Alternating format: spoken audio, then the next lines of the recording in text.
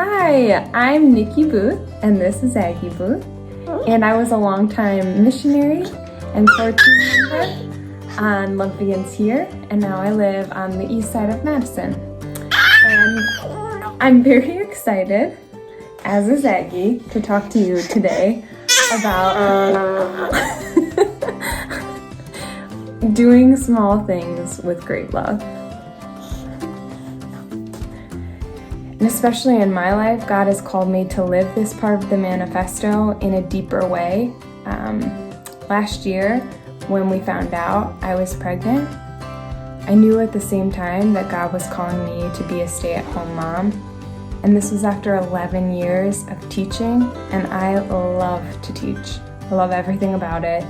I love how busy and crazy the days are and just how exciting. And when I pictured the life of a stay-at-home mom, it was not attractive to me. It was so hidden, and my life was going to be filled with such small things.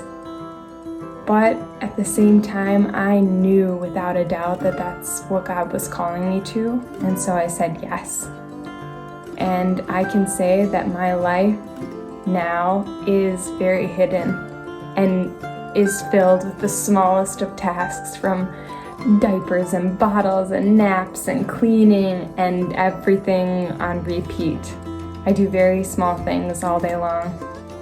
But my life is also filled with such great joy and love and the peace of God.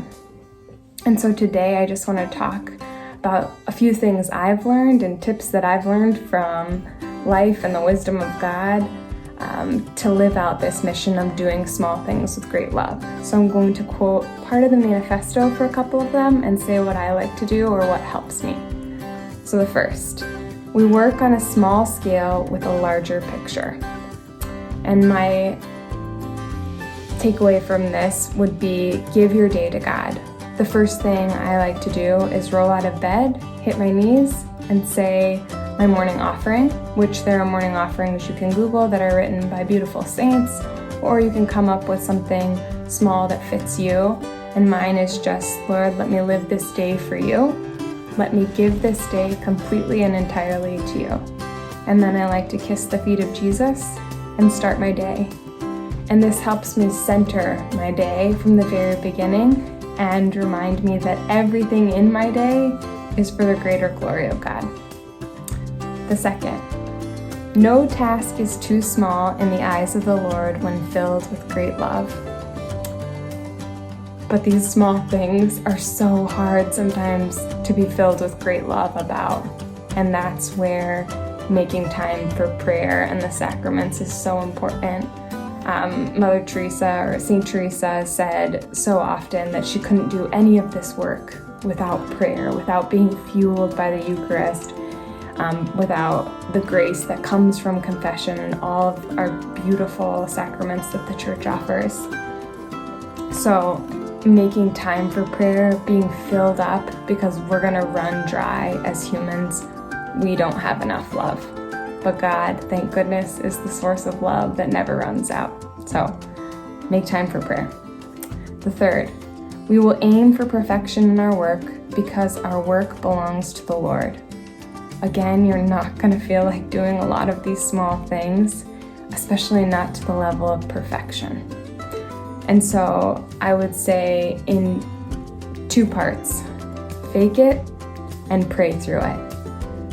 Faking it doesn't mean just being fake about it, but it means starting to go through the motions. Being obedient to it would probably be a better way to put it. But just start, just say yes and go for whatever task you've been asked to do, whether it's to clean up the kitchen again or to hang out with a sibling that is currently annoying you, or fill in the blank. But just start it. Say yes, and at the same time, simultaneously pray through it.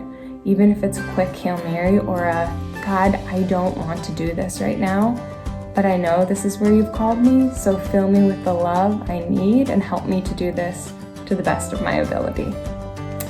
And the last would just be, it's not tied since I just finished quoting that part of the manifesto that we're talking about today, but it's tied to a quote from St. Teresa.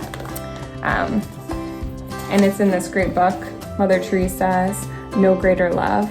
It's very beautiful. I highly recommend it. It would be a great summer read to just slowly work your way through. But the quote is this: "The fruit of love is service.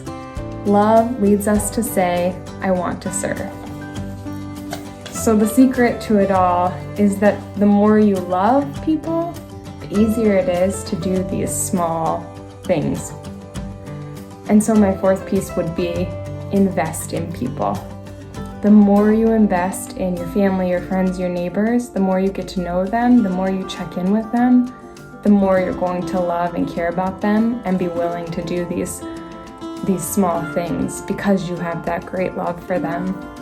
And kind of tied with this, especially now in this time with your families, make time to check in.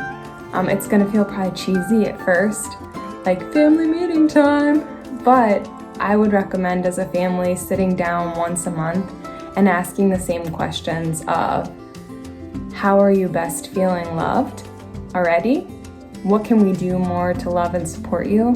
And then maybe fill in some personalized questions that will help you as a family grow in love, but it will also challenge you as a son, as a daughter, as a mom, as a dad, to be living the way that God asks us to live, which is to the best of our ability. We're striving for perfection, and checking in will help us with that. So that's what I have for you today.